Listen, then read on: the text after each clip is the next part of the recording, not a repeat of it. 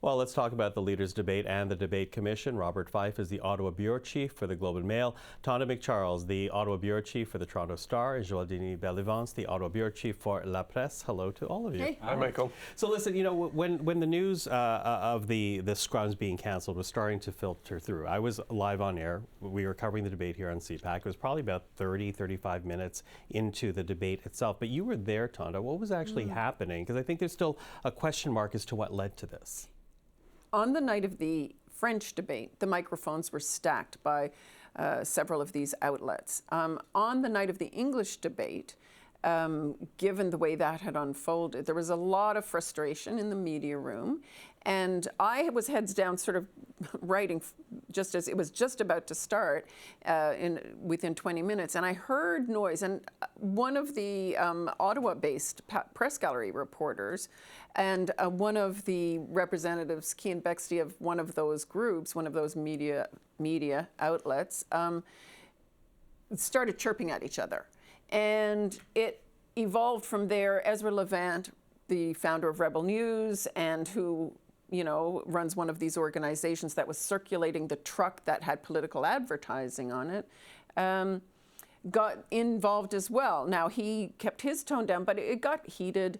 And then next we heard the Debates Commission Executive Director, Michel Cormier, called Ezra out. And there he was confronted by Mr. Cormier because earlier in the day, unbeknownst to us who were in the room, Mr. Levant had tried to confront some of the journalists from CBC on their set, and that's not on. Anyway, Which look, journalists don't do. journalists don't interrupt other people doing stuff like that, but we do self-police on the Hill. Like in a scrum, things get rough and tumble. We check each other if someone is really out of line and ruining the line of questioning or the answers. Anyway, as many people saw last night, the groups that were there representing these right-wing outlets retained their accreditation to stay in the room, but the Debates Commission pulled the scrums out, saying they couldn't provide a proper environment, and then sort of inexplicably refused to explain that decision and walked away from reporters' questions about why there would not be an opportunity to question the federal leaders.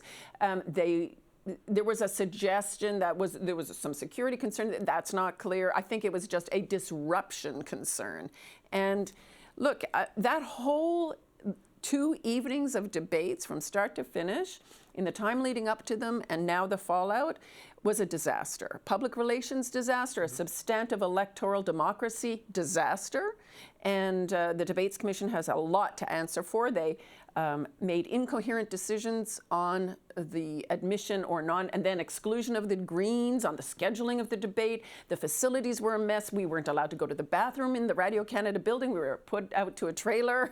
It was just so ridiculous on so many levels. Well, and to that, it was the commission that essentially gave accreditation to Rebel Media. What do you make of that decision, Bob? Well, look, I have a real problem with giving accreditation to organizations that are not news organizations. They say they are, but they're not. This is a partisan, right-wing, people who agitate. They play to people's biases. They try to feed off of that, and then they fundraise off it. This has been an enormous success for them. They've had 2 days of everybody talking about them, and they're also, by the way, they support Mr. Poilievre, the Conservative Party. That guy is always letting Rebel and these other extreme right-wing groups ask questions. Well, we can ask questions, and they support him. But they ruined the night for Mr. Poilievre. He had a pretty good night at the debates. But what was the coverage after? And what is the coverage now? Are we talking about the debates? No, we're talking about what these people did. And that happened all last night on all the television channels. So Mr. Poilievre has walked away without a win because of the idiots who support him, and he tries to claim that they're a news organization. They are not real journalists. Joël-Denis? No, they're phony people, phony journalists. They make me mad when we discuss this because it is profoundly offensive to my profession as reporters. In Quebec, we have a code de déontologie, if you can help me translate that. It's like an ethics code. Yeah, and we adhere to that. They adhere to nothing of that. I mean, they pretend to be journalists. They're not journalists, and they are there to disrupt, events that are bound to support our democratic process. It's offensive what they did, and Quebecers did not know those people. And when they saw what they did, they were offended very much. And so if they try to go back there again and try to do that kind of stuff, maybe it's not going to be the Montreal police that will go chasing them. It's going to be the Sûreté du Québec. And they don't fool around with that kind of people. Okay, well, let's move away from Rebel, though, and talk about the commission, though, because, again, ultimately, though, this was the result of decisions made by the debate commission. The debate commission itself, a relatively new body that's publicly funded. What do you think about the precedent that's been set here and what it says about the future of this commission, Tonda? Look, there was a lack of professionalism in the conduct of how that whole debate went off, for starters. But it's not the first time. The Debates Commission has organized the last two electoral debates and has confronted the question of Rebel before, and it ended up going to a federal court, and the federal court judge, whom what do they know about who is or isn't a journalist, said, oh, well, you know, it's free speech and they should be accredited, whatever. And then so the debate commission felt a bit hamstrung in trying to decide this, and then this week, Rebel's owner, Ezra Levant, publicly revealed that he was sending them threatening letters every day, threatening a lawsuit if they didn't let his 5 media outlets into the room. And so the Debates Commission has stumbled all along the way. Honestly, I think that the best thing, although I know the politicians are also, other than Mr. Blanchette, retaining their counsel on what should be done about it, but why not put it back? If everybody's all for free speech and free media, put it back to the media to organize the debate that they want to put on, a show, a program, whatever. As we did in 2015, there were 5 series of debates put on by all kinds of organizations. If Rebel News wants to hold a town hall, fill your boots, invite the politicians to go there. Those who want to go speak to that crowd will go.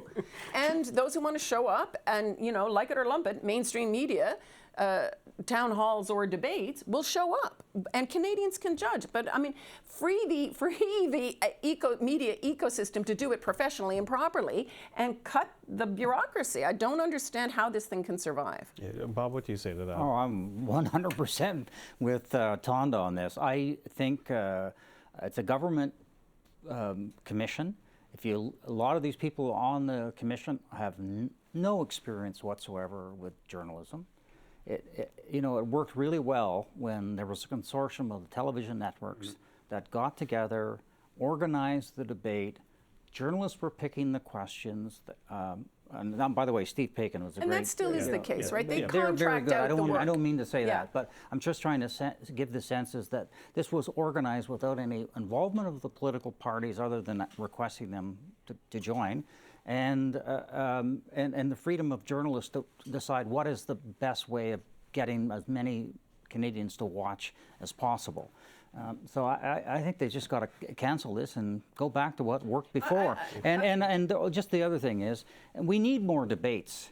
The Monk school used to do debates. Affairs, the Globe Mail has done debates, probably the Toronto Star. We need to get more debates.